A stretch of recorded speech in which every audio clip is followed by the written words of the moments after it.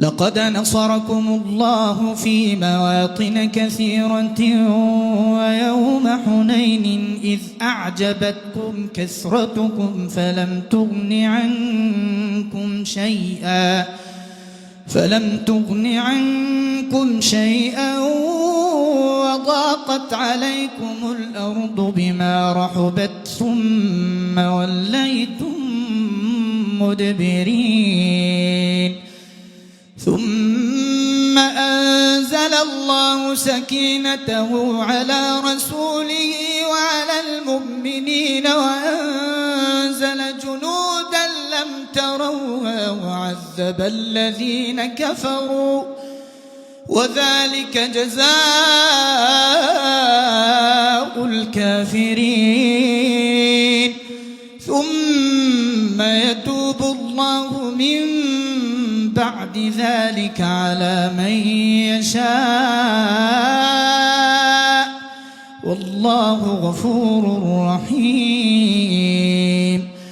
يا أيها الذين آمنوا إنما المشركون نجس فلا يقربوا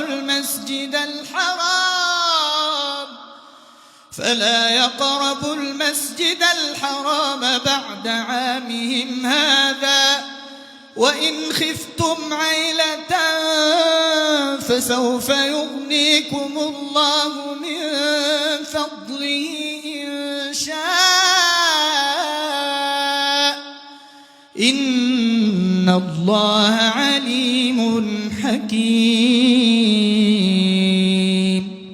قاتلوا الذين لا يؤمنون بالله ولا باليوم الآخر ولا يحرمون ما حرم الله ورسوله ولا يدينون دين الحق من الذين أوتوا الكتاب حتى يعطوا الجزية عن يد وهم صاغرون. وقالت اليهود عزير ابن الله وقالت النصارى المسيح ابن الله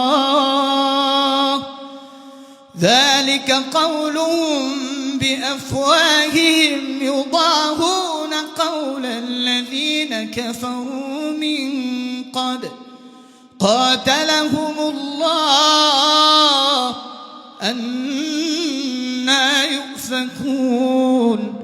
اتخذوا أحبارهم ورهبانهم أربابا من دون الله والمسيح ابن مريم